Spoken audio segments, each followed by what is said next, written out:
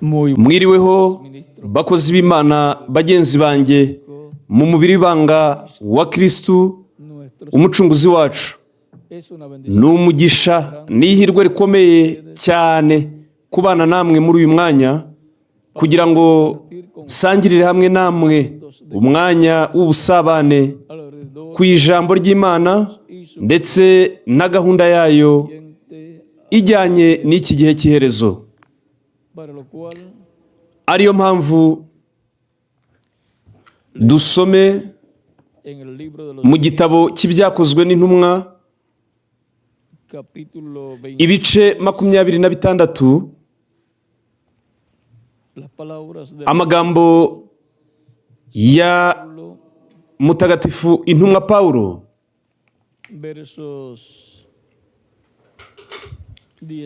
umurongo wa 19 kugeza ku wa 23 haravuga muri ubu buryo bukurikira: Mwami Agiripa, mpera ko sinanga kumvira ibyo neretswe byavuye mu ijuru, ahubwo mbanza ab'i Damasiko, maze mbwira ab'i Yerusalemu n'abo mu gihugu cyose cy'Iyudaya n'abanyamahanga, mbabwiriza kwihana no guhindukirira Imana, bakora imirimo ikwiriye abihannye. Nicyo cyatumye abayuda bamfatira mu rusengero. Nicyo cyatumye abayuda bamfatira mu rusengero.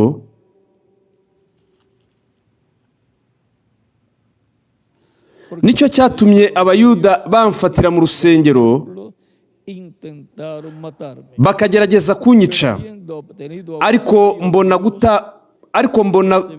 gutabarwa kwavuye ku Mana. Na n'ubu ndacyariho mpamiriza aboroheje n'abakomeye. Icyakora ntacyo mvuga keretse iby'abahanuzi na Mose bavuze ko bizaba, yuko Kristo atazabura kubabazwa, kandi ko ari we uzabanza kuzuka no kubwira ubwoko bwacu n'abanyamahanga ubutumwa bw'umucyo.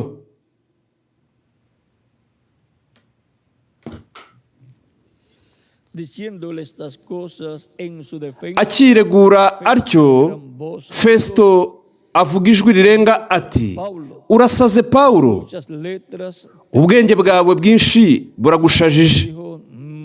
Pawulo aramusubiza ati: Sinsaze nyakubahwa Festo, ahubwo ayo magambo nyavuganye ukuri no kwitonda, ndetse n'umwami azi ibyo neza,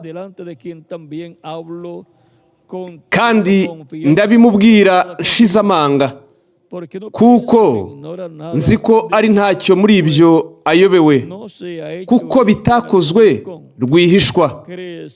Mbese Mwami Agiripa, wemeye ibyahanuwe? Nzi yuko ubyemeye. Agiripa asubiza Pawulo ati: Ubuzeho hato ukanyemeza kuba umukristo. Pawulo ati: ndasaba Imana kugira ngo haba hato haba hanini, uretse wowe wenyine, ahubwo n'abanyumva uyu munsi bose bamere nkanjye, keretse iyi minyururu.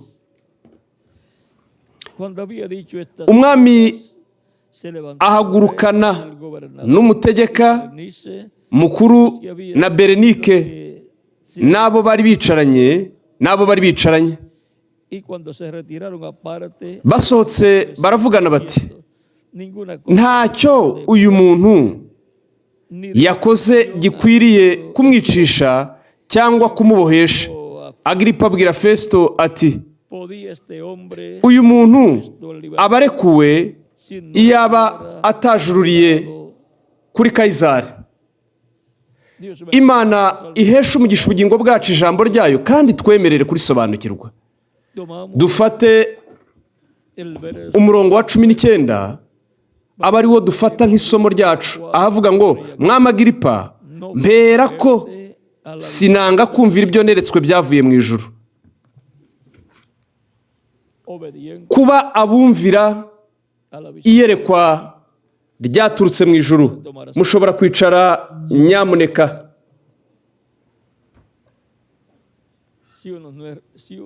Iyo umuntu atabaye uwigomeka, noneho aba ari uwumvira.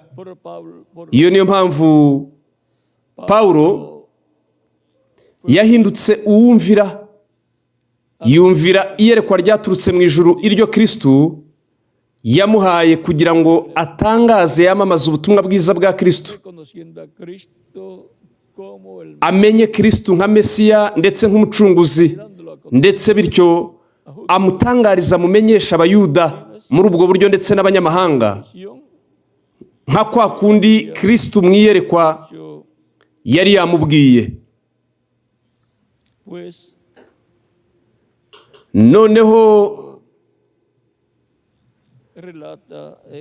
Mutagatifu Pawulo mu gihe arimo abatekerereza ibyo byamubayeho mu kiganiro cye,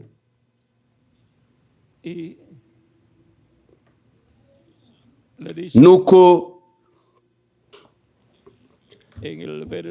arababwira ku murongo wa 12 ugakomeza wo muri iki gice kimwe cya 26, Pawulo aravuga ati, ngikora ibyo, urumva yagendaga agenda ashakisha abakristu, atwaye inzandiko yabaga yahawe n'abatambyi kugira ngo babafate nuko bababohe.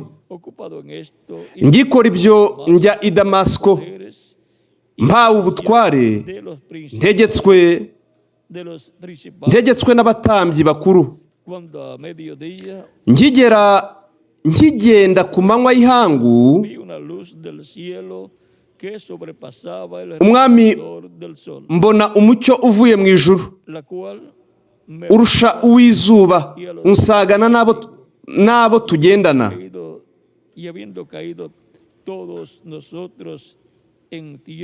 Nkigenda ku manywa y'ihangu, mwami mbona umucyo uvuye mu ijuru, urusha uw'izuba, unsangana n'abo tugendana, twese twikubita hasi.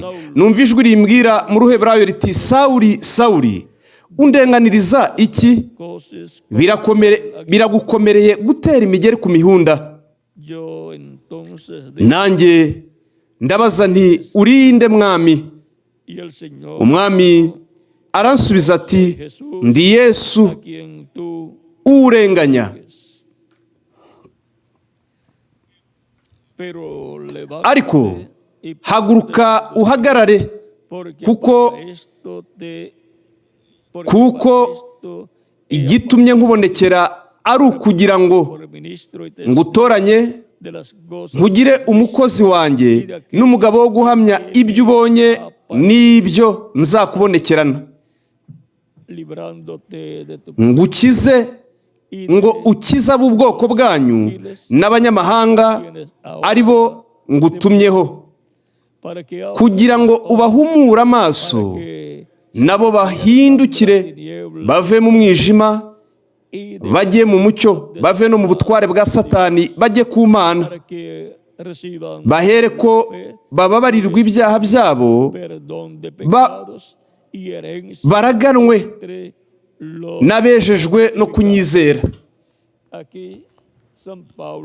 Hano Mutagatifu Pawulo ashimangiye mu buryo busesuye ibyamubayeho mu kiganiro cye yagiranye na Kristo, ndetse n'ibyo Kristo yamubwiye, ibyo yagombaga gukora. We yashyizweho nk'umukozi w'Imana, nk'umuhamya utanga ubuhamya bwa Kristo, kugira ngo yamamaze ubutumwa bwiza bwa Kristo, bityo ahumura amaso yo mu mwuka y'abantu, kugira ngo bityo bahindukire bave mu mwijima basanga umucyo, bave mu butware bwa Satani basanga Imana. Urumva ko yashyizweho kugira ngo asohoze akora umurimo w'ingenzi cyane hagati mu bayuda ndetse no mu banyamahanga. noneho bwa nyuma yagannye cyane mu banyamahanga kuruta uko yaganaga mu bayuda, kubera ko yari yashyizweho nk'apotere, nk'intumwa ku banyamahanga. We ntabwo yigeze yigomeka ku iyerekwa ryaturutse mu ijuru, ahubwo yahindutse uwumvira iyerekwa ryo mu ijuru. Turebeye mu mateka y'ubukristu ndetse n'ubuyahudi, kandi turebeye mu mateka y'abaheburayo ndetse nk'uko byagenze no ku itorero ry'umwami Yesu Kristu, turabona ko hagaragaye abantu b'Imana, abagabo b'Imana, ariko abo bagabo b'Imana ntibigeze bahinduka batumvira iyerekwa ryaturutse mu ijuru. Nka Enoki ndetse nka Nowa yagize guhishurirwa guturutse ku Mana kwa proje y'Imana, ariho hagombaga kubakwa inkuge. Nuko Nowa ahera ko yegurirwa uwo murimo, kandi Nowa ntiyigeze yigomeka ku iyerekwa ryaturutse mu ijuru. Mu gusohozwa cyangwa se mu guhindura ukuri, ibyo yari yarabonye mu iyerekwa ari byo byahindutse agakiza kuri we n'umuryango we. Urumva, mu gusohozwa no guhindurwa ukuri kw'iryo yerekwa iry'Imana yamuhaye, ibyo byari umugisha uturutse ku Mana. Nanone kandi turabona Aburahamu, ari we nawe utarigometse ku iyerekwa ryaturutse mu ijuru, mu gihe Imana yamubwiraga ngo ave mu gihugu cy'iwabo no muri bene wabo agane mu gihugu Imana yagombaga kuzamwereka. Nuko Aburahamu yahindutse uwumvira, ahera ko arasohoka aragenda, ashyika agera muri icyo gihugu, ndetse yakira uwo mugisha. Imana yamubwiye ko ahantu hose azakandagiza ikirenge hazahinduka he, ndetse n'abazamukomokaho. Ntabwo yigeze yigomeka ku iyerekwa ryaturutse mu ijuru, bityo byatumye abona umugisha uturutse ku Mana. Turabona kandi nanone Isaka na Yakobo. Yakobo ntabwo yigeze nawe yigomeka ku iyerekwa ryaturutse mu ijuru. Imana yaramuyoboye, imwereka ibintu, nuko nawe abikora nk'uko Imana yari yabimweretse.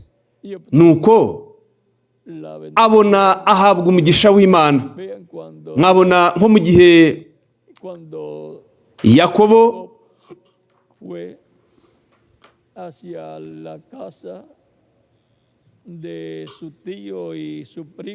igihe yaganaga mu gihugu cy'i Harani, nuko Imana iramwiyereka, iramubwira ngo ntabwo nzigera nkureka, sinzagusiga kugeza nsohoje ibintu byose nakubwiye, ibintu byose nagusezeranyije. Nyuma mu gihe yari agize imyaka nka 20 atuye hariya, ndetse yarahindutse umugabo w'umutunzi, marayika yaramwiyeretse bundi bushya, nuko amubwira ko ajya mu gihugu cye. Nuko nawe abitekerereza abagore be, nuko nabo bemeranywa nawe kujyana nawe. Bo nabo ntabwo bigometse ku iyerekwa ryaturutse mu ijuru, ari ryo ryari ryahawe Yakobo. Nuko bahera ko baragenda bagana mu gihugu icyo Imana yari yarasezeranyije Aburahamu na Isaka ndetse na Yakobo, ndetse n'abantu bose bazabakomokaho. Nuko bashyika muri icyo gihugu. Yakobo ari kumwe n'umuryango we, ari kumwe n'abagore be ndetse n'abana be, bakiriye umugisha w'Imana, kubera ko mu gusohozwa ku iyerekwa ryaturutse mu ijuru haba harimo umugisha w'Imana. encontramos turabona n'abandi bantu kandi nka Gidiyoni nawe ntabwo yigeze yigomeka ku iyerekwa ryaturutse mu ijuru. Yakoze ibyo marayika yamubwiye nuko abasha kubona intsinzi, lo cual ari byo byahindutse umugisha kuri we ndetse no ku bwoko bwe, ku bantu be. Igihe cyose mu gusohozwa kw'iyerekwa ryo mu ijuru haba harimo umugisha ugenewe uwo muntu ndetse para los ugenewe n'abantu baba bari kumwe nawe. Dufite nanone otros. abandi bagabo b'Imana.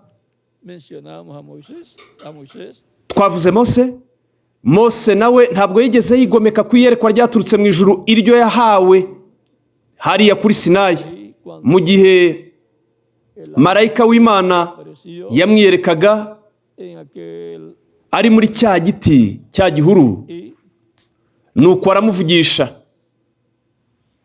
lo envió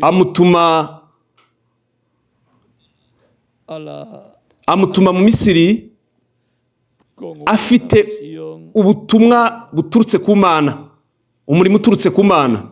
Noneho mu guhinduka uwumviye akumvira ririya yerekwa ryari riturutse ku Mana, n'uriya murimo ndetse na ririya yerekwa akabyakira, la visión kubera ko mu iyerekwa yakiriye riturutse ku Mana, encomendada yarimo ahabwa umurimo San Pablo, es la visión nka kwa kundi Pawulo mu iyerekwa yakiriye nanone yahawe umurimo agomba gukora. o sea, Urumva ko ibyo nibyo yagombaga gukora agasohoza. Rero encontrar nanone turabona kandi abandi bantu ari bo Imana yiyeretse nka Yoshuwa, nawe y le dijo eso. arabwirwa ngo Mose yamaze gupfa, Ahora ati rero komera ushikame ube intwari. y comenzó Nuko a hablar atangira, Imana itangira kumubwira, iramubwira iti repartirá ni wowe la tierra uzagabanya iki gihugu nk'umurage ukakigabanya iyi miryango. a él le Noneho we yari ahawe uwo murimo. Moisés a 2 tribus y media Mose we le había repartido imiryango 2 n'igice yo yari yaramaze we Mose kuyigabanya mbere y'uko bambuka Yorodani. Noneho indi yari isigaye byagombaga gukorwa na Yoshuwa. no por el Ntabwo rero yigeze yigomeka na mba ku iyerekwa ryo kwambuka Yorodani. Nta nubwo yigeze yigomeka ku magambo ayo marayika encuentro con él, yamubwiye igihe bahuraga afite inkota mu kuboko kwe.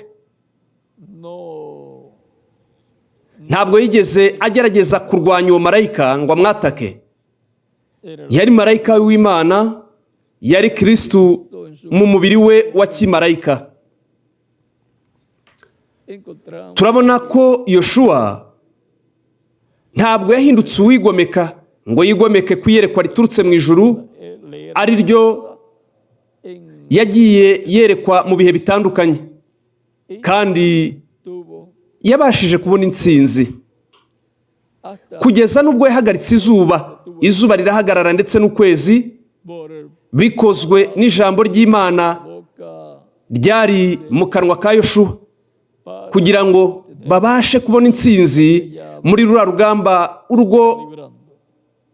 barimo barwana. Así encontramos Uko rero niko tubona abahanuzi benshi ndetse n'abacamanza nabo ndetse n'abahanuzi nka Samweli ari bo batigeze bigomeka ku iyerekwa ryo mu ijuru, era dada en diferentes iryo bagiye bahabwa mu bihe bitandukanye.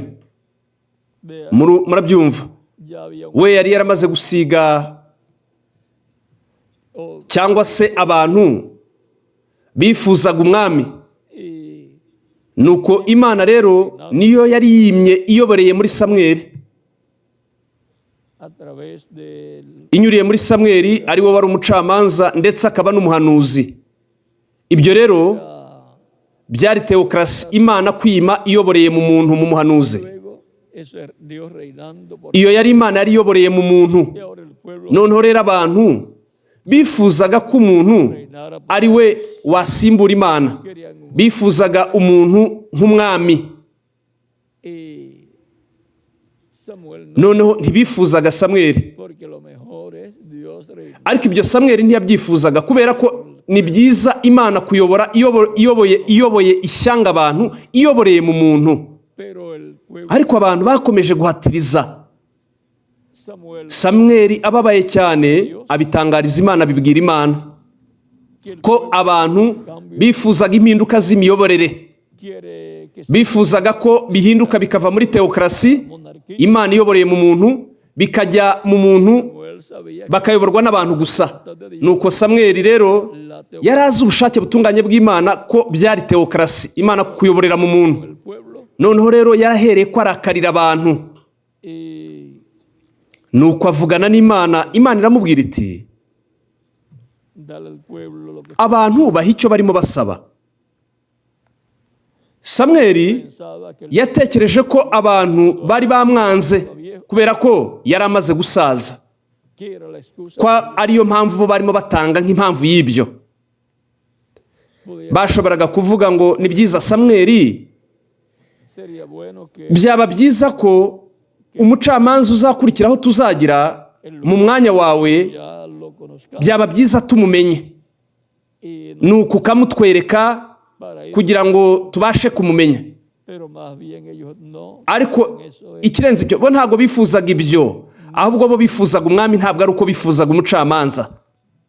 y Nuko rero Imana dice que le dé iramubwira ngo bahe umwami, kubera ko con rechazar. ntabwo bari banze Samweli.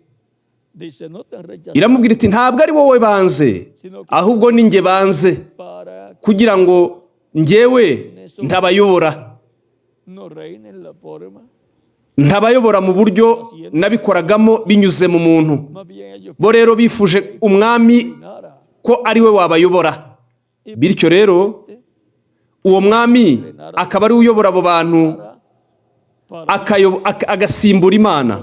Urumva ko era un reino bakigirira ubwami, bakagira ubwami, ariko bukaba ari ubwami bw'Imana. pero la Ariko icyiza ni uko yaba ari Imana iyoboye abantu, irimo iyoborera mu muntu. Rero Samweli aunque kabone n'ubwo atarimo yemeranywa con ngo aba ahuje n'icyo cyifuzo cy'abantu, Imana yari yamaze kumubwira ko mu gihe abantu bazifuza umwami, podía tener byakunda bakagira umwami, y tenía kandi que ser del uwo akaba ari ugomba guturuka muri ubwo bwoko bumwe bwabo. eso también Ibyo kandi mismo ni nacyo cyifuzo ibihugu byifuza, que aho baba bashaka ko perezida wabo sea aba aturutse muri abo bantu ubwabo, tiene que haber hasta nacido ndetse akaba agomba no kuba yaravukiye no muri icyo gihugu, imbere muri icyo gihugu. por consiguiente Bityo rero akaba ari umuturage w'icyo gihugu. y ahora Rero Samweli Samuel yarababaye cyane, ariko ntabwo yigeze yigomeka ku iyerekwa ryari riturutse mu ijuru. Yakoze nk'uko Imana yamubwiye. Imana yamweretse ninde agomba gusiga, nuko aramusiga, y amó kandi son yakundaga uwo muntu n'umutima we wose. Nyuma y'icyo gihe uhereye ubwo ugakomeza, umwami ntabwo yigeze yumvira ijambo ry'Imana iryo yari yahawe rinyuriye muri Samweli, kubera ko kugeza n'ubwo Samweli yari akiri muzima. Noneho mwabona amakimbirane yari ahari hagati ya monarchi ndetse na teokrasi, hagati y'umuntu wimye nk'umuntu ndetse n'umuntu Imana yari yimyemo iyoboreyemo nk'Imana. Muri teokrasi Imana iyoboreye mu muntu, umuyobozi uwo Imana yakoreshaga we yabaga aciriye bugufi gahunda y'Imana, aciriye bugufi ibyo Imana yavuze.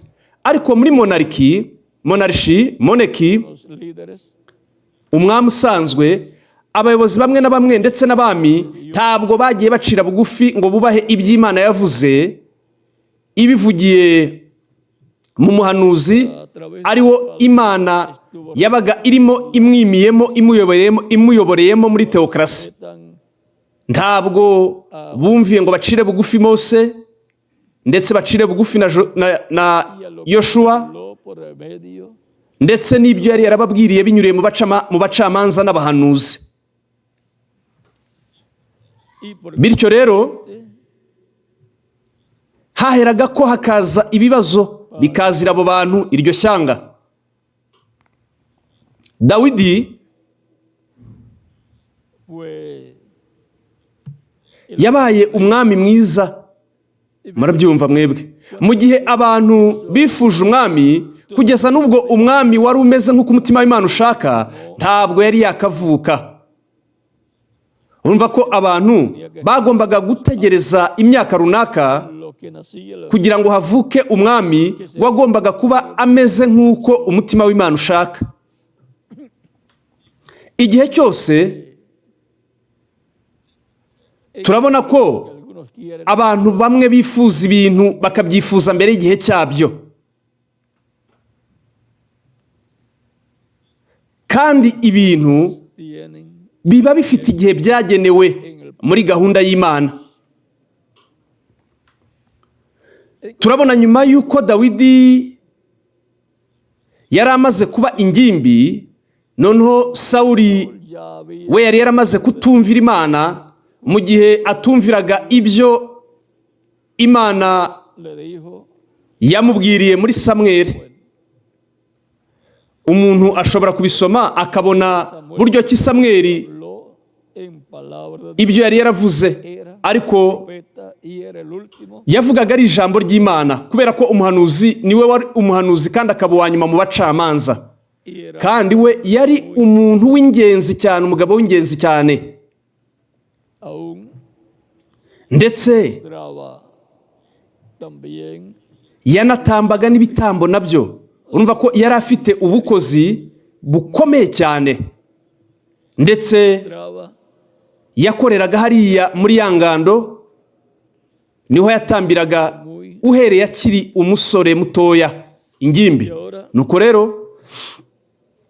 cuando Dios mu gihe Imana uherebwa ugakomeza mu gihe cyakurikiyeho yavuze ngo pasado a Saúl yamaze kwanga Sawuli, yaramubwiye ati genda ugane i Betelehemu y'i Yudaya,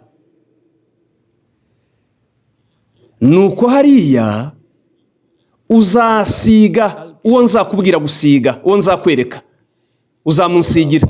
Nuko rero Samuel kuri Samweli icyo cyari ikibazo, kubera ko dice a Dios yabwiye Imana ati ni byiza, salgo yo ati ngiye kugenda nkajya hariya, nimpagera Sawuli akabimenya azanyica. Urumva ko yari azi ko que había uwo yari yarasize nk'umwami, noneho ubwo ntabwo yari akiri inshuti ye nk'uko byari bimeze mu gutangira, mu itangiriro. se le fue Aragenda a la cabeza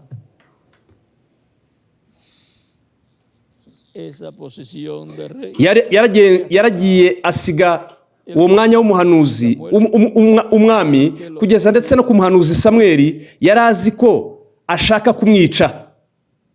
por Yari yarageze kuri urwo rwego rwo kuba umwami, kugeza ubwo rero umuhanuzi Samweli yari azi ko azamwica, ashobora kumwica, y él mu gihe Imana yari yamaze kumwanga. ya que Noneho we yashoboraga kuvuga ngo Imana yamaze kunyanga nk'umwami, vamos noneho a cuál ngiye kureba nshake uwo Imana yifuza nk'umwami, el lugar porque no hice de aquí noneho ndamusigira umwanya, kubera ko que hiciera. ntabwo nigeze nkora nk'uko Imana yari yarategetse ko bigomba gukorwa.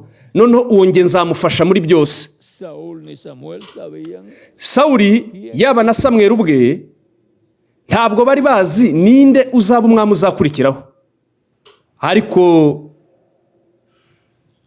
tenía we yari yaramaze guhabwa imyitozo ya gisirikare ariko atagira imyambaro ya gisirikare, ndetse yari yarakoze byinshi atambaye imyambaro ya gisirikare kuruta abari bafite imyambaro ya gisirikare. Yari yarakoze byinshi kurusha na Sawuli ubwe. Niyo mpamvu mu gihe Sawuli yari afite ubwoba atinya cya gihinza Goliyati ndetse n'ingabo zose zatinye, noneho umusore muto cyane yahereye ko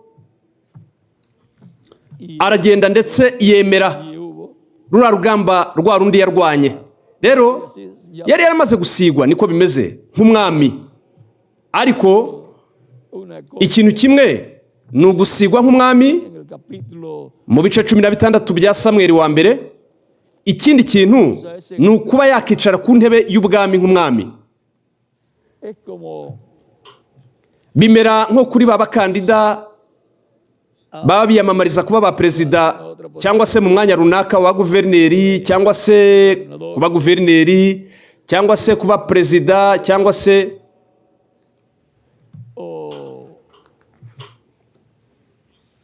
se kuba abami, aribo baba baramaze kumenyekana ndetse bagatoranwa kugira ngo babe abakandida. Ariko muri uwo mwanya noneho kugira ngo yicare ku ntebe nka perezida, haba hariho agahe kagomba gutambuka, ubwo aba agomba guhirimbana cyane, akarwana cyane kugira ngo abashe kubona intsinzi, bityo abashe kwicara ku ntebe y'ubwami cyangwa se ku ntebe y'ubuyobozi nka perezida. Ako gahe kaba karimo gatambuka, ako gahe na Dawidi yakanyuzemo. Yarasizwe akiri umusore muto, na Dawidi yanyuzemo.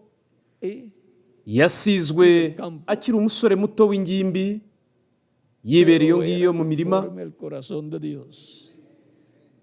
ariko yari ameze nk'uko umutima w'Imana ushaka, kandi niwe wari muto mu muryango. Uwo bari bafite iyo ngiyo mu mashyamba, arimo akora yita ku mukumbi.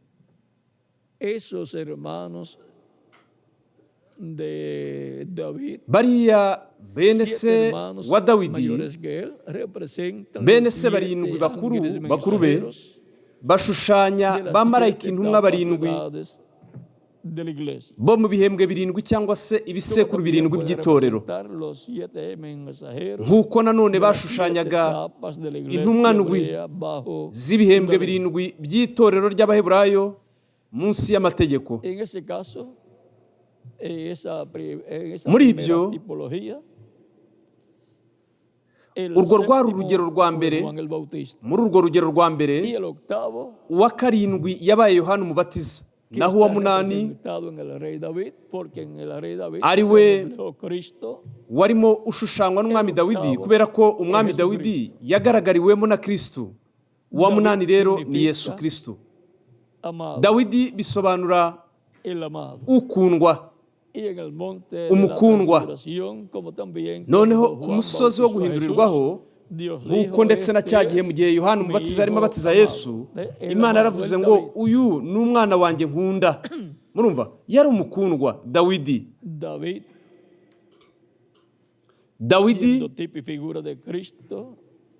We mu kuba ari ishusho n'urugero rwa Kristo, yanyuze mu gihembwe cy'imibabaro, nuko nyuma aragaruka yigarurira intebe y'ubwami. Icyo rero ni igihembwe cy'umugisha ndetse n'ubwiza n'icyubahiro.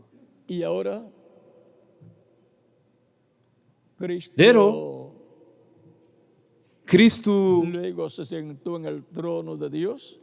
nyuma yicaye ku ntebe y'ubwami y'Imana, ariyo ntebe y'ubwami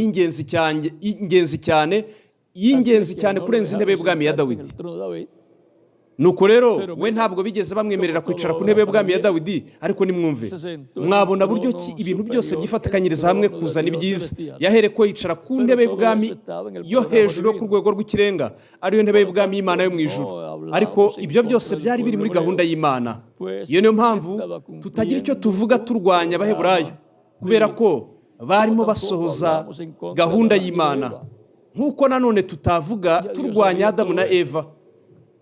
Y si él imana kera ibyo yari ibizi byose no kandi lo yo impidió, ntabwo ¿quiénes yigeze somos ibihagarika ngo nosotros para ibiburizemo estar criticando none se twe a twaba Adán turi y a Eva? bande dutangiye O el gusebya hombre adamu na eva Porque cyangwa se turimo hayan dusebya rechazado abaheburayo a Jesús. Todo kubera eso ko está en el hariya programa de bo vida. banze yesu Y ya estaba ibyo byose byari muri gahunda y'imana kandi tipificado en José, byari byaragiye bigaragazwa el hijo de Jacob, nk'urugero y también bigaragarizwa muri yosefu en David, umuhungu wa y en yakobo otros ndetse profetas.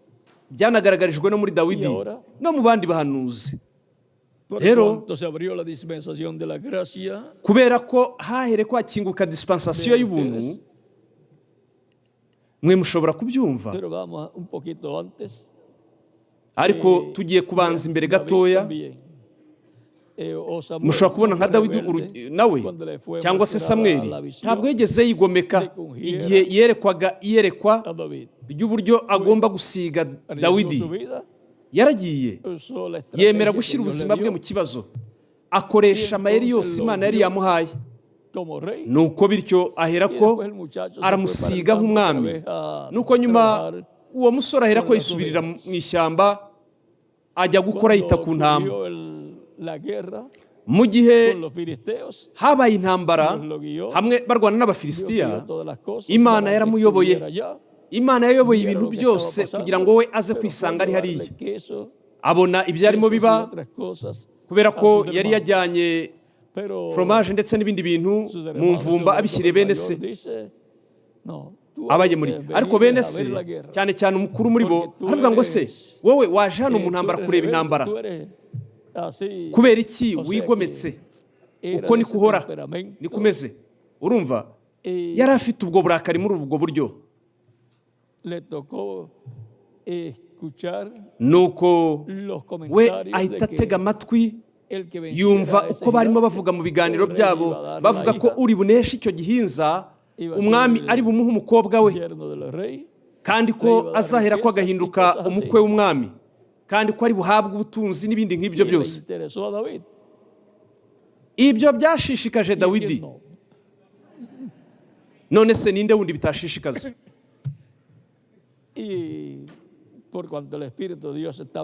noneho mu gihe kubera ko umwuka w'imana yari amuriho noneho byari biri mu mugambi w'imana igihe yagendaga gutyo noneho mu gihe yarimo abaza hahere ko hagaragara goriyati nuko umwuka w'imana uhera ko umuzaho kandi we yari yabanje mbere kubaza ati se uri buneshe iki gihinza arahabwa iki nuko rero igihe kirashyika bamushyira umwami kubera ko ati hano hari agasore karimo kabaza byinshi cyane noneho mu gihe bamushyiriye ahera ko aramubwira ati ndajya guhangana na kiriya gihinza kiriya kigabo kinini ntabwo yigeze yigomeka ku iyerekwa ryo mu ijuru ari ryo yari abereye maso arimo aribona kubera ko yarimo abona ko ari buneshe kiriya gihinza kiriya kigabo kinini noneho yarimo anabona aho ari bugikubite uruhande rw'intege nke rw'icyo gihinza rwa ruriya rugabo runini cyane urumva ko mu iyerekwa byaragaragaraga neza mu buryo busesuye ko azahinduka umwami ndetse n'ibyo yagombaga gucamo kugira ngo abashe kugera aho hantu noneho mu gihe bamushyiriye sawuli yaramwitegereza nuko nta gushidikanya yaratekereje ati se n'abakomeye cyane hano mu ngabo zanjye nta n'umwe wabonetse yaba nanjye ubwanjye yarimo yivuga ubwe none haje aka gasore tugiye kureba icyo gafite nuko dawidi amuvugisha mu buryo bwiza aramubwira ati imana yanyijije idubu ndetse n'intare idubu n'intare iri bunkize n'uyu nguyu irankiza uyu utarakebwe nuko ahera ko azamura kwizera kwa dawidi nuko bahera ko bamwambika umwambaro ukingira igituza ntiyabashije gutambuka ngo atere intambwe yambaye uwo mwambaro noneho nimba yari umwambaro wa sawuli noneho byari bigoye cyane kubera ko sawuli yari igihinza nawe yari umugabo muremure cyane w'ikirere kinini dawidi rero we yari agasore gato nuko ariko ahera ko yiyamburiye iyo myambaro imukingira igituza, afata umukatura wiwe, umuhumetso wiwe, nka kwa kundi yari yarabimenyereye kwirwanaho. Ahera ko ashaka amabuye atanu meza meza, nuko ajya guhangana n'icyo gihinza wa rugabo runini hamwe n'imvumba yiwe. Ibyo ni byo Dawidi yashyize mu maboko y'Imana kugira ngo Imana imukoreshe hamwe na biriya bikoresho bye by'intambara byo kurwana byari byoroheje cyane bisanzwe biri aho. Ariko nimba hamwe n'inkoni ndetse n'imvumba Mose yaragiye akabatura Abaheburayo, noneho rero ubu ngubu Dawidi yari afite ibikoresho birenze ibyo. Yari afite imvumba, afite n'umuhumetso ndetse n'amabuye. Mwibuke ko igihe cyose aba ari umurimo wo kwizera uba ugomba gukorwa kugira ngo haboneke intsinzi iturutse ku Mana. Yaragiye nuko ahangana na kiriya gihinza abona intsinzi, ariko intsinzi itabasha kubona uko umuntu ayisobanura, ariko yari ukuri. Nuko hariya rero nta gushidikanya bose baravuze bati igihe yaje afite igihanga cy'urwo rugabo, igihanga agisingiriza umwami, ariko inkota yo ntayo yamuhaye. Inkota yo yayigumanye nk'icyo yanyaze uwo barwanaga. Nuko rero noneho yagombaga gutegereza kugira ngo umwami asohoze ya ngororano yamwemereye. Aho rero niho byari bigoye cyane. Nyuma y'uko yemeye ingororano, noneho mu kuyitanga aho niho byagoranye, ariko yagombaga gusohoza agatanga iyo ngororano. Nyuma uherebwa ugakomeza, yabonye iyo ngororano mu buryo bw'igice bituzuye. Nono nyuma yuzura ishyari, mu gihe yumvishe Sawuli yuzura ishyari kubera ko yumvise ko nyuma y'intsinzi iyo Israheli yari yabonye ko intsinzi itariyobowe n'umwami, ahubwo yari iyobowe na Dawidi. Batangiye kuririmba, abagore n'abaja bararimba bati Sawuli yishe ibihumbi. Ibyo biramunezeza. Atari ko Dawidi yishe inzovu 10, inshuro 10 zikubyize. Aho rero yahereye kagira ishyari, nuko atangira gutekereza ati noneho ikibura nuko muhereza n'intebe y'ubwami nayo. Ariko icyo ni byo koko cyaburaga, kubera ko yari igenewe Dawidi.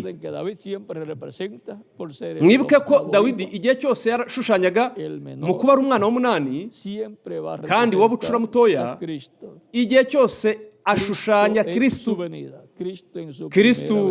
mu kuza kwe, Kristo mu kuza kwe kwa mbere ndetse na Kristo mu kuza kwe kwa kabiri. Kandi aje mu kuza kwe kwa kabiri kugira ngo yicare ku ntebe y'ubwami ya Dawidi.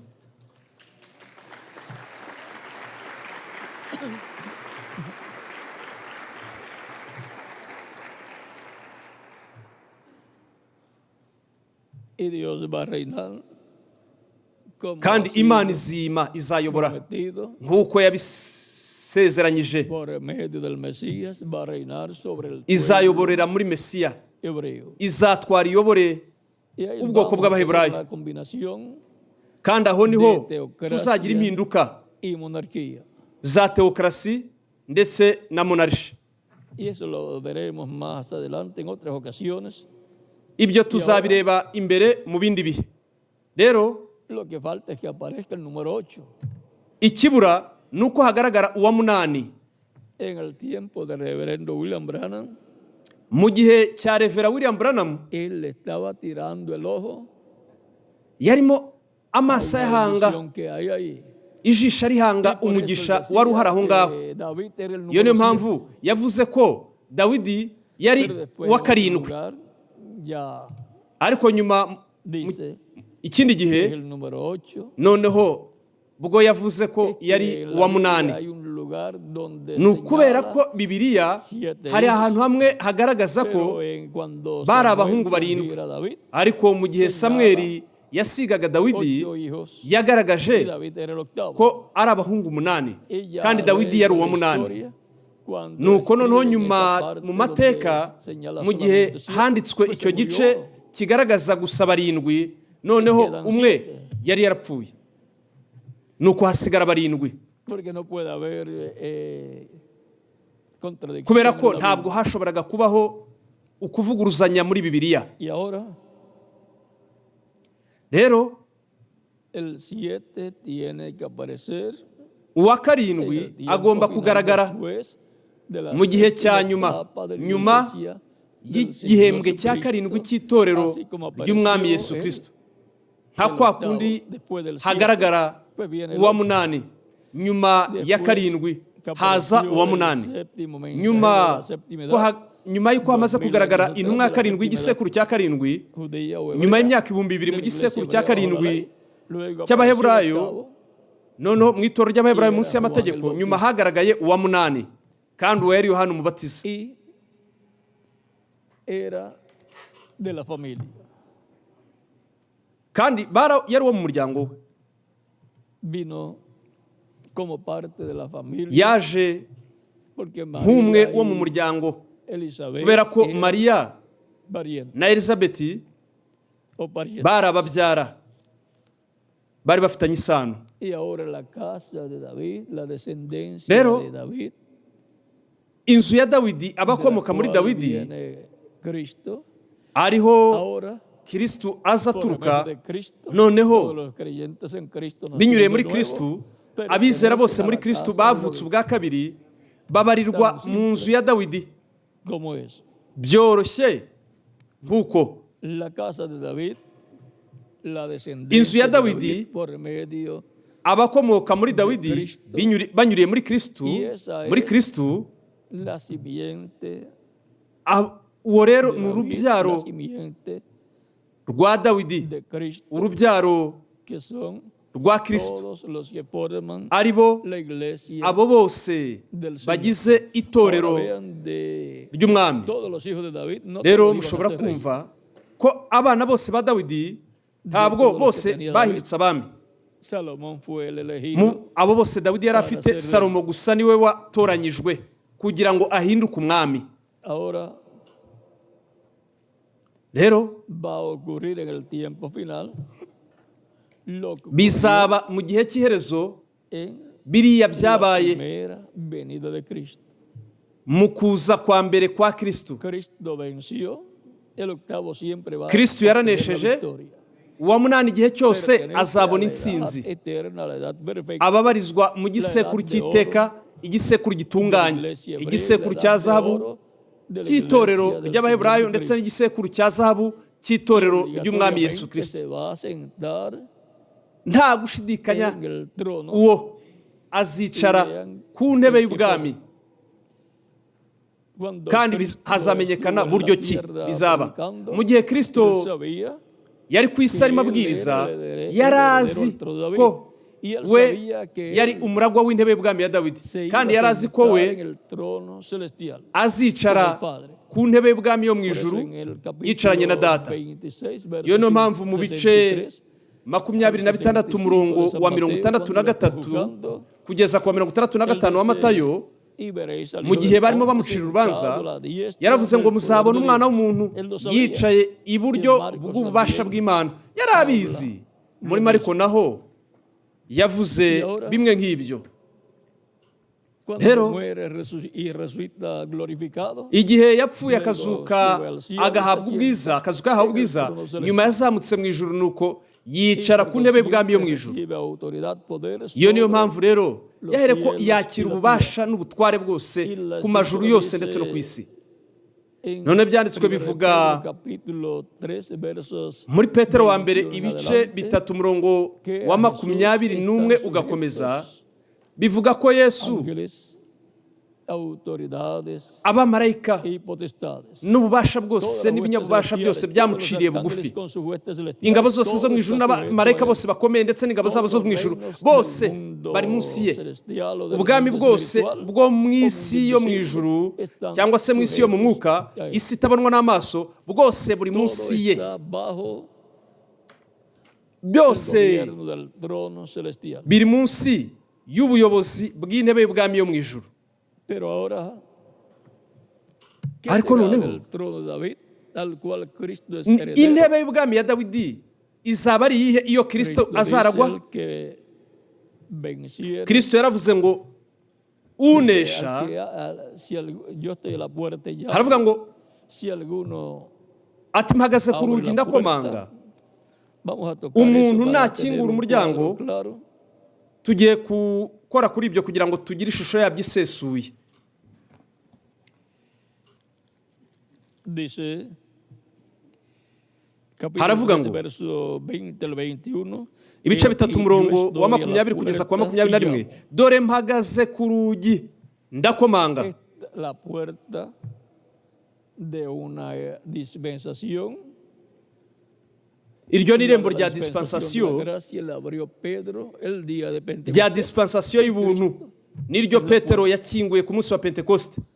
Noneho Kristo ni irembo. La primera vez de Cristo como Mu Cordero de Dios, guhishura ubwiru bwo kuza kwa mbere kwa Kristo nk'umwana w'intama w'Imana, ndetse nk'aya hene y'ihongerero y'impongano por nuestros pecados. yatambwaga hamwe n'urupfu rwayo bigahinduka igitambo cy'impongano y'ibyaha. Toda persona tiene Noneho la oportunidad atangaza de ko creer en Cristo buri muntu y wese obtener la salvación yabaga eterna. afite amahirwe yo kwizera En ese Kristo mensaje que predicó no guhabwa Pedro, que cubre agakiza todo n'ubugingo eso, bw'iteka ryose. Muri ubwo butumwa bwabwirijwe na Petero bwakoze kuri ibyo byose. abrió a Turabona Cristo ko hahere ko akingura con la irembo, revelación akingura que Kristo le fue dado del cielo. akoresheje guhishurirwa yari afite, Abrió la puerta yari yahawe guturutse mu ijuru, ahera ko akingura irembo ry'ubwami bw'amajuru, ari we Kristo. entramos Noneho a binyuriye un muri reino iryo de rembo, los binyuriye muri cielos Kristo, que está twinjira mu bwami en la bw'amajuru, esfera espiritual, ari bwo pero que algún buri mu día va a buryo estar bwo en mu la mwuka, esfera física, en ariko este umunsi umwe planeta runaka Tierra. buzaza mu buryo bufatika hano ku isi. Y esa Kandi puerta de la dispensación de la iryo gracia rembo fue rya abierta, dispensasiyo pero va a ser y'ubuntu cerrada conforme a ryarakingutse, San Lucas, ariko capítulo kandi 13, rizakingwa versos 25 nk'uko biri muri Luka al ibice 13 27, umurongo wa 25 kugeza cuando kwa el padre de 27. familia se haya levantado Mu y gihe ise haya w'umuryango cerrado azahaguruka, la puerta. nuko agahera Pero ko también agakinga irembo. en el Ariko nanone, parábola de las 10 vírgenes de San mu Mateo, mugani capítulo 25, w'abari 10 wo muri Matayo ibice versos 1 al 25 13, umurongo wa mbere kugeza kwa 13 hatubwira ko mu gicuku humvikanye akamo ati dore umukwe araje, nimusohoke mujye kumusanganira. Nuko abari 10 barabyuka batsa amatabaza yabo. Abari b'abapfapfa babwira abanyabwenge ati nimuduhe ku mavuta yanyu kubera ko amatabaza yacu ari mazima. Bari bamaze kuyatsa ariko nta mavuta bari bafite, yari mazimazima. Noneho abanyabwenge yego bo bari bafite amavuta, kandi bo bifuzaga ko amatabaza yabo akomeza yaka mu gihe biba byageze mu ijoro. Noneho hakaba nta mashanyarazi ahari, hari umwijima. Noneho hashobora kugaragara umuntu runaka, wowe ukaba utabizi uwo ari we, uwo ugaragaye aho ngaho. Iyo niyo mpamvu rero abari b'abapfapfa mu kuba badafite amavuta mu matabaza yabo baba bari mu mwijima, bazaba bari mu mwijima mw'icuraburindi. Noneho ntibazabasha kubona ukuza k'umwami byoroshye nk'uko kwa kundi byagenze imyaka 2000 itambutse. Ntibabashije kubona ko uriya yari Mesiya, ntibari bafite amavuta, umwuka, kugira ngo bagire umucyo w'Imana ku bijyanye no kuza k'umwami. Ariko abanyabwenge babonye ukuza k'umwami, bazabona ukuza k'umwami kandi bazamwakira, ndetse bazinjirana nawe mu bukwe, kandi urugi ruzakingwa, urugi rwa dispensasiyo y'ubuntu. Ariko hariho n'irindi rembo nanone rindi. Buri dispensasiyo yose igira irembo ryo kwinjiriramo kugira ngo uyinjiremo. Iyo niyo mpamvu hakenewe urufunguzo. Ibyashu bice 3:7 haravuga ngo escribe al ángel de la Wandikire iglesia en Filadelfia. marayika w'itorero Esto ry'i dice Filadelfiya el uti santo, el verdadero, uwera el que tiene la kandi llave de w'ukuri David, el que abre ufite ninguno urufunguzo cierra, rwa y Dawidi cierra y ukingura ninguno abre. ntihagire ukinga kandi ukinga Ahora, para el ntihagire tiempo final, se va a ukingura. requerir la llave de David rero mu gihe cy'iherezo para abrir hazakenerwa imfunguzo za Dawidi kugira ngo zikingure hakingurwe irembo rya dispensation y'ubwami. de Dios en la tierra, es del kandi reino de ubwami David, bw'Imana ku para isi abrir esa ni ubwami bwa dispensación del Dawidi reino, para entrar kugira ngo hakingurwe dispensation y'ubwami habashe kwinjirwamo abantu binjire muri dispensation y'ubwami kugira ngo bahabwe umugisha wo guhindurwa se k'umubiri ufatika. requerirá que sea Hazakenerwa abierta la puerta, ko hakingurwa irembo kandi se esté predicando, anunciando ko el habwirizwa misterio de hagatangazwa la segunda ubwiru venida de Cristo bwo kuza kwa kabiri kwa Kristo, para kubera reinar. ko araje Él viene kandi para aje reclamar kwima su kuyobora, trono terrenal, aje kugira ngo yisubize arekarame intebe ye y'ubwami yo ku isi ndetse n'ubwami bwo ku isi aribwo bwami bwa Dawidi ndetse n'intebe y'ubwami ya Dawidi. y en la lectura Noneho que mu tuvimos, cyanditswe vean, icyo twasomye dice, mwabona mwebwe mushobora kumva ko havuga ngo dice, ahabanza haravuga ngo y aquí yo estoy a la puerta y llamo. Si dore alguno mpagaze oye ku mi rugi voz y abre ndakomanga, la puerta, umuntu niyumva ijwi ryanjye entraré agakingura a él urugi y cenaré con él. nzinjira iwe dusangire. Alguien tiene que abrir la Umuntu puerta. runaka Al que venciere, akwiriye le daré que se gukingura siente conmigo en mi umuryango trono, irembo, así como yo he unesha vencido nzamuha y me he kwicarana sentado nanjye con ku mi ntebe Padre yanjye y'ubwami en su trono. nk'uko nanjye nanesheje El que nkicarana na tiene data oído, ku oiga lo ntebe que ye. el Espíritu dice Ufite a las ugutwi iglesias. niyumve iby'umwuka El abwira que va a amatorero. vencer es el que tendrá la llave de David Uzanesha y abrirá niwe uzaba esa afite puerta, imfunguzo za Dawidi la puerta del kandi reino azakingura de iryo rembo uwo muryango la puerta ari ryo rembo ry'ubwami de la bwa Dawidi, dispensación del reino, ari ryo rembo rya para que dispensation entre y'ubwami a kugira esa ngo dispensación y entren twinjire muri iyo físicamente al dispensation reino, kandi twinjire mu buryo bufatika bw'umubiri obteniendo la mu bwami transformación bw'Imana, de sus cuerpos nuko y los duhabwe muertos en uguhindurwa kw'imibiri yacu recibiendo la resurrección mu gihe abapfuye muri Kristo en cuerpos bazahabwa eternos. umuzuko bakazukira mu mibiri y'iteka También nos ryose. dice Nanone será kandi yatubwiye ngo en la misma forma en que sucedió atubwira ko bizaba muri ubwo buryo bumwe nka kwa kundi byamubayeho nawe. Yavuze ngo unesha nzamuha kwicarana nanjye ku ntebe yanjye y'ubwami, intebe y'ubwami ya Dawidi. Iyo niyo ntebe y'ubwami ya Kristo. Nka kwa kundi nanjye nanesheje nkicarana na data ku ntebe ye y'ubwami. Urumva ko muri ubwo buryo bumwe neza neza ubwo data yakoze uko yabigenje kuri Yesu Kristo nawe niko azabigenza akora abikorera uwunesha. Kandi aho ntabwo turi busobanure byinshi kubera ko hahera ko hagahishurwa byinshi ku bwiru bw'ikimenyetso cya karindwi. Mwibuke ko aho ariho hari ubwiru bw'ikimenyetso cya karindwi. Twibuke ko abayuda bategereje umugabo, bo bazabona uwunesha, uzakingura irembo umuryango winjira muri dispensation y'ubwami. Uwo ni uzakingura irembo ry'ubwami bwa Dawidi kandi uwo bazamumenya. Ariko abari b'abanyabwenge nabo ubwabo nabo bazamumenya. Uko rero niko nka kwa kundi nyuma Kristo yavuze ngo nahawe imbaraga zose n'ububasha bwose mu ijuru no ku isi. Nanone kandi azaha ububasha unesha. Haravuga ngo unesha akitondera imirimo yanjye akageza ku mperuka, nzamuha ubutware bwo gutwara amahanga yose. Azayaragiza inkoni y'icyuma, azahabwa ubwo bubasha, izo mbaraga ku mubumbe w'isi wose. Nka kwa kundi Kristo yabihawe kuri iyi nivere yose, ku isanzure ryose habaho hose. Dice, y Haravuga serán ngo como vaso de alfarero. nk'aho ari inzabya Así z'ibumba. que todo eso, vean lo mismo que Cristo recibió urumva ko ibyo byose a nivel mwabona bimwe nka bya bindi universal, Kristo yahawe a nivel de todo mu el rwego universo, rw'isanzure de todo ryose el rwo habaho reino de hose, Dios mu rwego rw'isanzure celestial, ahabaho hose, que incluye mu el bwami de la bwose tierra bw'Imana también, bwo mu ijuru, aribwo ndetse Kristo burimo no dará ku isi naho.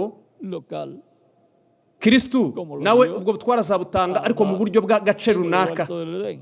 nka kwa que lo kundi colocó como yabuhaye rey Adamu mu ngobyi ya Edeni, En el huerto ariho yamushyize del Edén nk'umwami para gobernar mu ngobyi sobre ya Edeni, todo kugira ngo el planeta ayobore, atware, ayobore y le fue umubumbe dado el w'isi título wose. de propiedad.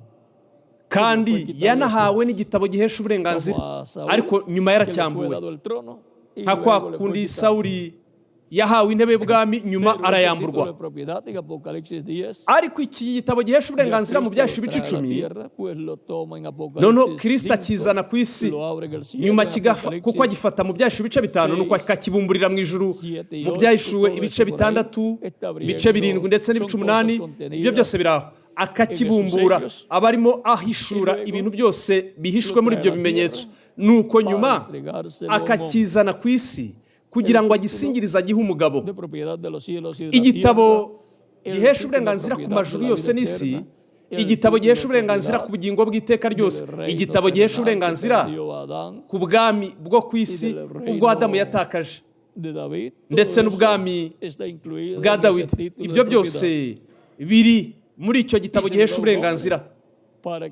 kandi azagisingiriza umugabo kugira ngo akirye.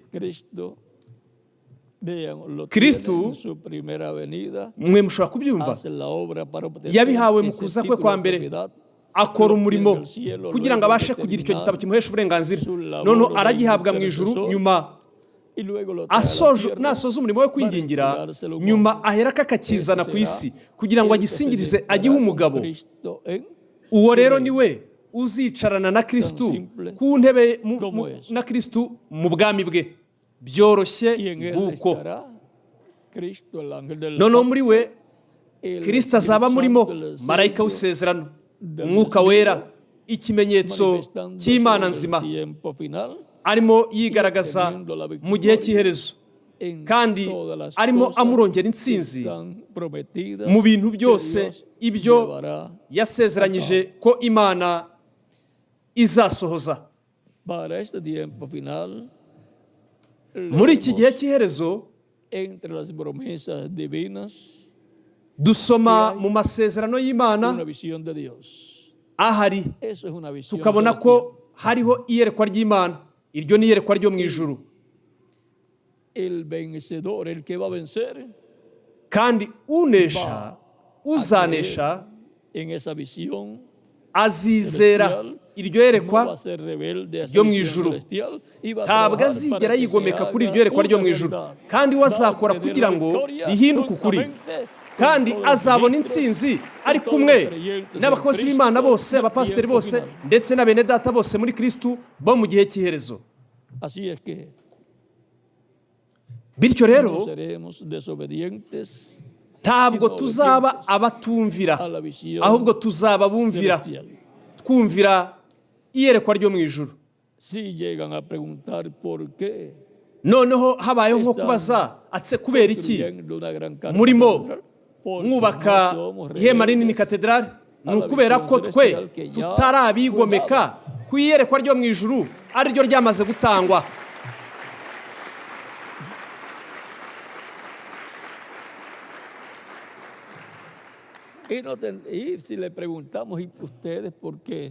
Noneho baramutse batubajije ngo, ariko se mwebwe mwagize iyi myaka yose n'iki gihe cyose murimo mubikora, kubera iki bo batabikoze? Igisubizo ni bo barigometse, bigomeka ku iyerekwa ryo mu ijuru. Ntabwo bigeze bizera iyerekwa ryo mu ijuru, ntabwo bigeze bizera ko ari rigomba guhinduka irifatika, kabone n'ubwo nanone rifite n'ikindi gice cyaryo cyo mu mwuka, aho naho rirahasohorera. risohora mu buryo bubiri, ariko obligatoria es la umwe muri ubwo buryo bwombi bihatiwe ko rigomba kuba ari rifatika, ni ngombwa. Nuko rero podemos decir dushobora kuvuga que el grupo del día postrero en la edad ko itsinda ryo ku munsi wa nyuma mu gisekuru cy'ibuye rikomeza imfuruka número ariryo tsinda ribarizwa mu munani, ndetse a aho ni naho habarizwa David estará wa wundi representando en el día Dawidi postrero yarimo ashushanyaho ku munsi wa nyuma. la victoria, ese grupo Abo de escogidos de Dios bazabona intsinzi iryo tsinda ry'intore z'Imana, conquistará kandi todas las rizigarurira promesas divinas, incluyendo amasezerano yose y'Imana la wongeyeho materialización de esa gran carpa catedral. no gusohozwa mu buryo bufatika kw'iri hema rinini katedrali. Así es que no tenemos ni Nuko una rero, pizca, ni un poquito de dudas en ntabwo cuanto a eso. dufite gushidikanya n'agace na gato ko gushidikanya ku bijyanye n'ibyo. Uko niko byahanuwe, uko niko byamaze kuvugwa, kandi uko niko bizamera, bizaba, kandi byose birimo birategurwa kubwo gusohozwa kw'iryo yerekwa ryo mu ijuru. Kandi nta wundi wari gushobora kubihindura ukuri keretse gusa Imana ibikoreye muri izo ntore zose zo mu gihembwe cy'igisekuru cy'ibuye rikomeza imfuruka, munsi y'ubukozi bwo ku munsi wa nyuma. Munsi y'ubukozi twavuga ngo bwa munani. Rero estaremos viendo tuzaba turimo twibonera como lo hemos estado viendo siempre. ugushyigikirwa n'Imana nk'uko twakomeje kubibona igihe cyose. Mu gihe cy'imyaka 30 kugeza kuri 40, Casi 50 años. nakomeje kubona mu gihe cy'imyaka nka 50, También. kandi na Miguel nawe yakomeje kubona ukuboko kw'Imana kurimo gukora mu buzima bwe bwose, mu bukozi ubwo Imana yashyize muri we. Nanjye ubwanjye nakomeje kubona ukuboko kw'imbaraga kw'Imana kurimo gukora mu bukozi ubwo we yashyize muri nge. Nakomeje kubona imigisha iyo Imana yakomeje gusuka ku itorero ryayo mu bihe byose by'itorero ry'Umwami Yesu Kristo. Iki ni cyo cy'ubwiza cyane gikomeye cyane. Ni igisekuru cy'izahabu cy'itorero ry'Umwami Yesu Kristo. Ni igisekuru igihembwe aho muri cyo hazasohorera umuzuko w'abapfuye muri Kristo, ndetse no guhindurwa kwacu twebwe abariho turi bazima. Nta na kimwe mu bihembwe byatambutse cyabayeho ku munsi wa nyuma, keretse gusa igihembwe ari cyo twebwe tubarizwamo. Kandi twakomeje kugenda tumenya dusobanukirwa umwanya wacu mu mubiri w'ibanga wa Kristo, ko atari igisekuru cya gatanu aricyo gisekuru cya Luteri, nta nubwo ari n'icya gatandatu igisekuru cya Wesley, nta nubwo ndetse ari n'icya karindwi aricyo gisekuru cy'Abapantekote. Ni mu gisekuru cy'ibuye rikomeza imfuruka.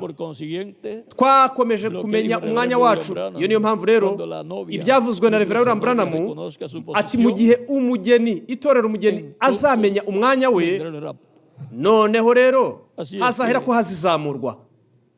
Nuko rero bityo turi muri icyo gice twiturije, dutekanye, kandi turimo dushimira Kristo kubw'ibyo we arimo akora mu gihe cyacu. Turashimira Kristo kubw'imigisha yose iyo yakomeje kuduha, kandi dutegereje n'indi migisha myinshi cyane iturutse kuri Kristo mu gusohozwa kw'iyerekwa ry'ihema. Hazaba hari izina ry'Imana, izina ry'umurwa w'Imana yacu, nuevo del Señor. ndetse n'izina Él fue el que lo dijo. rishya Por lo tanto, ry'umwami tiene que cumplir porque niwe es ubwo wabyivugiye una nuko rero promesa. agomba kubisohoza Y él dijo kubera que lo ko va a escribir iryo ni sobre isezerano yavuze el ko vencedor. azaryandika Por lo tanto, kunesha así nuko rero uko niko bizaba. ¿cómo será eso? Pues dejemos Ese ibyo bizaba mu que buhe buryo? todo eso sea Noneho abierto completamente tureke ibyo byose bihishurwe mu para mwuzuro que lo entendamos. kugira ngo Y si lo tubisobanukirwe. entendemos estando en estos cuerpos, Turamutse cuando tengamos tutabisobanukiwe el nuevo, lo vamos a turi muri iyi entender. mibiri tuzabisobanukirwa turi mu mubiri mushya aho tuzabisobanukirwa. Así es que para Rero, sentarse en bityo, el trono de Dios celestial, kugira ngo habeho kwicara Jesús ku tuvo ntebe que y'ubwami tener y'Imana el yo mu nombre ijuru, de Dios en él. Yesu Yo he venido en nombre byamusabye de mi ko aba afite Padre, izina ry'Imana kuri we muri we ati para naje mu izina sentarse rya en el data trono niko de Kristo David yavuze, con el Señor, kugira ngo habeho kwicara ku ntebe y'ubwami ya el que Dawidi se va a sentar hamwe con n'umwami él en yicaranye el n'umwami, trono, uwo nguwo tendrá uzicarana el nawe nombre de ku ntebe ye Jesucristo, y'ubwami nombre de azaba nuestro afite Cristo, izina rya Yesu Kristo, nombre eterno izina de rishya Dios rya y Yesu de la Kristo, ciudad de nuestro Dios. izina ry'iteka ry'Imana ndetse n'iry'umurwa w'Imana yacu. Y tendrá Kandi que estar en agomba la kuzaba edad que le sigue ari a la mu séptima edad. gisekuru Tiene que estar en la aricyo edad que le gikurikira sigue igisekuru cya karindwi, a la edad agomba kuba ari mu del gisekuru precursor. gikurikira igisekuru cy'integuza. El precursor dijo a él le conviene crecer. Y a mí Integuza yaravuze ngo Así uwo dijo ni ukwiriye Juan el gushyirwa hejuru, Bautista. njye nkwiye gucishwa bugufi. Y dijo Uko niko Reverendo Yohana William Umubatiza yavuze, kandi uko nako Reverend William Branham nawe yavuze. será Uko rero niko paralelo a lo que byose pasó bizaba bibangikanye, en el pasado. bisa neza bibangikanye Jesús n'ibyabaye mu con gihe Jesús cyatambutse. y Juan el Bautista Ibyabaye kuri Yesu no kuri Yohana Umubatiza en una bizisubiramo nueva dispensación muri y en un entrelazo dispensation nshya dispensacional ndetse n'aho ngaho en donde se dispensation entrelaza la zigabanira, dispensación del reino con la dispensación de la ahazaba gracia, harimo como hagabana ya se dispensation estaba y'ubwami entrelazando itandukana na la dispensation y'ubuntu. dispensación de la gracia con Aho rero la hazaba harimo dispensación de la habaho ley. uguhererekanya kw'amadispensation biva muri dispensation y'ubwami bijya muri dispensation y'ubuntu bijya muri dispensation y'ubwami. Con el mensaje Hakwa kuri de Juan. byagenze dispensation Así es que- y'amategeko ihereza iy'ubuntu. Jesús dio testimonio de Aho Juan, harimo hahererekanya identificándolo ubutumwa bwa como Yesu el ndetse Elías n'ubutumwa bwa que Yohana. tenía que venir Uko rero en niko el Yesu tiempo. yatanze ubuhamya bwa Yohana, El que vendrá amugaragaza después ko de ari Reverendo Eliya William wagombaga Branham kuza muri va a icyo dar gihe. testimonio ugomba de kuza que nyuma ya Reverendo Reverend William Branham Branham nawe era azatanga ubuhamya realmente bw'uko Reverend William Branham el mu by'ukuri precursor ari de la we segunda venida de Cristo. wari integuza yo kuza kwa kabiri El kwa Elías Kristo. que tenía Yari que venir en Eliya la cuarta ari we wagombaga manifestación kuza del ministerio de Elías mu por kwigaragaza cuarta kwa kane ocasión. k'ubukozi bwa Eliya mu nshuro yabwo ya kane. Recuerde, en la página 119 Mwibuke ku rupapuro del libro de rw'ijana citas, na por ahí cumi usted n'icyenda encontrará, mu gitabo cy'imirongo, Él dice, aho ngaho será mwe mushobora kubihasanga. Yaravuze en todo. ati bizaba bibangikanye finalizando ya muri byose. ese párrafo está a la mano Arimo derecha asoza aho ngaho del iyo libro de paragrafu icyo citas. gika, aho ni mu Ya al ruhande final, rw'iburyo por ahí, rw'igitabo cy'imirongo. dice en algún sitio Noneho será ku musozo aho ngaho paralelo yaravuze en ahantu todo. hamwe runaka ho ati byose bizaba bisa bibangikanye muri byose. Cuando habla de la tercera etapa y cuando habla Igihe avuga ku yo gukura no kwa gatatu moriré de viejo sin que él ndetse no mu gihe avuga ati Este aquí. njyewe ntabwo nzicwa n'ubusaza we ataragera aha ngaha. ya tendría cuántos años, 100 años. Ubu yari kuba afite nk'imyaka ingahe? Imyaka 100. También él dice en otros lugares Nanone kandi que yavuze el ahandi séptimo hantu ángel estará en ko la tierra en el marayika wa tiempo karindwi de la venida azaba ari ku isi mu gihe cyo kuza de Apocalipsis kwa 10, marayika que ukomeye desciende del wo mu cielo byahishuwe con el ibice 10, librito ari abierto. umanuka aturuka mu ijuru afite agatabo kabumbutse. Puede ser el séptimo ángel de la séptima edad o séptimo Yashobora ángel kuba marayika wa karindwi w'igisekuru cyangwa se marayika wa karindwi de las 7 trompetas. wo muri bariya bamarayika barindwi bavuza impanda, Poner la cosa kugira ngo difícil para el grupo tutabigira ibintu bigoranye cyane ku itsinda ry'intumwa ya karindwi, al cual amamos, tanto a su grupo ari bo como dukunda, al mensajero, yaba itsinda rye aunque séptimo, ndetse nk'uko dukunda aunque ya intumwa se fue, pero ya karindwi. continuamos Kabone n'ubwo we amándolo yamaze kugenda, de todo ariko corazón, tuzakomeza y lo vamos a kumukunda ver en su regreso n'umutima a wacu Cristo. wose, kandi tuzamubona igihe azaba agarutse ari umusore ubwo azatugenderera. Así como los santos del Antiguo Testamento, cuando nka kwa kundi resucitaron abera con Cristo, bo mu isezerano rya kera visitaron mu gihe a bazukanye na muchos kristu de sus familiares. bagendereye biyereka Eso está en San benshi bo Mateo, mu capítulo miryango yabo. 27, verso 51. Ibyo biri muri Matayo en adelante. ibice 27 umurongo wa 51 ugakomeza. Ni byiza. San Pablo dijo, no fui rebelde Pawulo yavuze ngo ntabwo yigometse celestial. ku iyerekwa ryo mu ijuru. Y yo también digo, Nanjye ubwanjye navuga ko nanjye ubwanjye ntigeze nigomeka kuri iryo yerekwa ryo mu ijuru rya karupa ry'ihema, obediente ahubwo a la visión celestial. nahindutse uwumvira, numvira iyerekwa ryo mu ijuru. Nande wundi nabura umwe wese muri mwebwe namwe.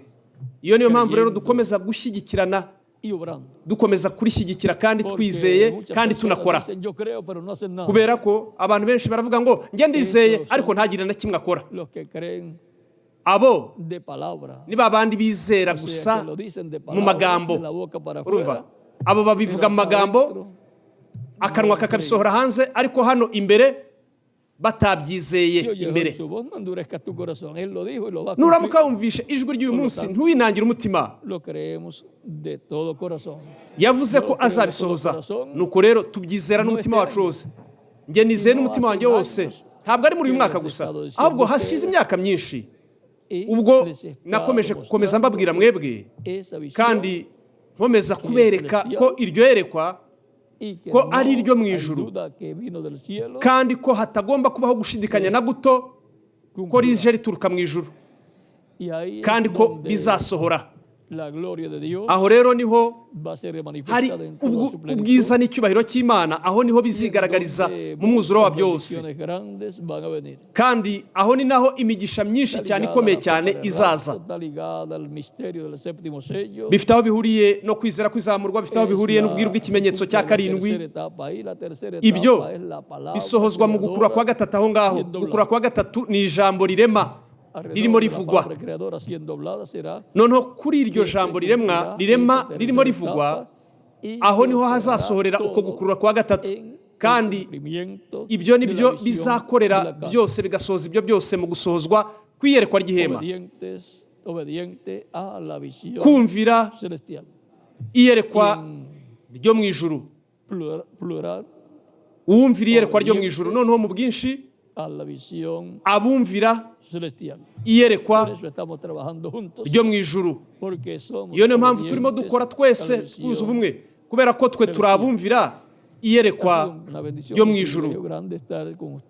Kuri njyewe wari umugisha n'ihirwe rikomeye cyane kuba ndi kumwe namwe muri uyu mwanya, ndimo mbagezaho ubuhamya bw'iyerekwa ryo mu ijuru, iyerekwa ry'ihema, ndetse n'andi mayerekwa yandi yose ariyo yatanzwe, atangiwe mu bahanuzi batandukanye, ndetse na Yesu ubwe n'intumwa, ndetse n'abamarayika intumwa barindwi b'umwami. Ntabwo twebwe turi abigomeka ku iyerekwa ryo mu ijuru, ari ryo Imana yamaze kugaragaza, kandi rero turakora, tugakora mu iyerekwa cyangwa se mu mayerekwa yo mu ijuru ajyanye n'igihe cyacu, nk'uko twakoze n'abandi nabo bakoze mu mayerekwa yo mu ijuru yaturutse mu ijuru ajyanye n'igihe icyo bo babaye hari bazima, abahanuzi ndetse n'intumwa z'Imana. Ibyiza icyampa ngo Imana ibamugisha kandi Imana ibarinde. Musenge cyane ku bw'ejo, ubwo tuzaba turaha bundi bushya, kugira ngo twakire imigisha ya Kristu umucunguzi wacu. Musengere cyane icyo giterane cy'ejo, ndetse n'ibindi byose bizaba birimo bikorwa, n'ibindi biterane bizaba birimo bibera mu bindi bice bitandukanye byo muri Repubulika ya Mexique, aho misiyoneri Dr. Miguel Bermudez Marin azaba arimo abagenderera. Nanjye ubwanjye nzaba ndimo mbagenderera kubwo gusohoza gahunda zagenwe, zateguwe z'ibyo biterane. Ni byiza, hano dufite Miguel ategereje ibyo kurya bya nyuma, deseri, ariko Miguel yamaze gutangwa, hashize akanya tumaze kuyirya deseri, ibyo kurya bya nyuma. none ushobora gutambuka hano. Mwibuke ko mu buryo bwo mu mwuka turarya, ndetse turarya cyane kurenza mu buryo bufatika bw'umubiri ufatika. Bueno, también vean Ni byiza nanone kandi mushobora kubona nka Ezekiyeli igihe yaryaga umuzingo, igitabo muri icyo gihe byari umuzingo w'inyandiko ntagatifu. Noneho mwabona no mu byahishuwe igitabo kirazanwa kugira ngo umuntu runaka agifate hanyuma akirye. Ibyo rero nibyo bigomba kubwirwa itorero ndetse n'isi yose mu mwuzuro. Ibyo byanditswe biri imbere muri icyo gitabo gihesha uburenganzira aricyo kiribwa. Iyo niyo mpamvu nyuma havugwa ngo ni ngombwa guhanura indi nshuro. Murumva, agomba rero kuba ari umuhanuzi kugira ngo abashe guhanura, ahanura indi nshuro, ahanurire amoko menshi, ibihugu byinshi n'indimi nyinshi. Nuko rero agomba kuba ari ku isi rero kugira ngo ahanurire abantu benshi, ibihugu byinshi n'indimi nyinshi. Ibyo nabyo bimwe bivugwa mu byashu bice 12:6 kugeza ku wa 7 hagaragara ku butumwa bwiza bw'iteka ryose bugomba kubwirizwa abatuye mu isi bose. Agaragara afite ubutumwa bwiza bw'ubwami, aribyo Kristo avuga muri Matayo 22:14 ati kandi buzabwirizwa, ibihugu byose bizabwirizwa ubutumwa bwiza bw'ubwami nk'ubuhamya. Tugiye kubisoma mu buryo bwa nyabwo bwiza, aho gusa narimo mbabuhababwira ariko ntahabasomeye umujyi umwe. Rero tugiye kuhasoma noneho umujyi umwe kugira ngo ibyo bifatwe mu buryo bw'amajwi. Ibice 24:13 kugeza ku wa 14 wa Matayo haravuga ngo kandi ubu butumwa bwiza bw'ubwami buzigishwa mu isi yose, ariko uwihangana akageza imperuka niwe uzakizwa. Kandi ubutumwa bwiza bw'ubwami buzigishwa mu isi yose ngo bube ubuhamya bwo guhamiriza amahanga yose, nibwo imperuka izaherakize.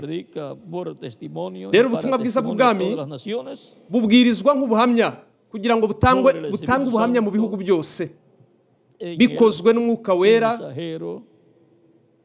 mu ntumwa ya dispensation y'ubwami, akoresheje ubutumwa bwiza bw'ubwami. None se we niki azaba arimo avuga mu gihe azaba arimo abwiriza ubutumwa bwiza bw'ubwami? Azaba arimo avuga ubwami, ibijyanye n'ubwami bw'Imana, aribwo buzashyirwa ku isi. Aribwo Kristo yavuze ati igihe dusenga tujye tuvuga ngo data wa twese uri mu ijuru, izina ryawe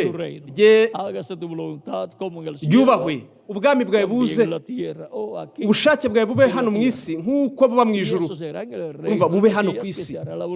Ibyo rero bizaba mu bwami bwa Mesiya, ariho hazakorerwa ubushake bwa data wo mu ijuru bugakorwa hano ku isi.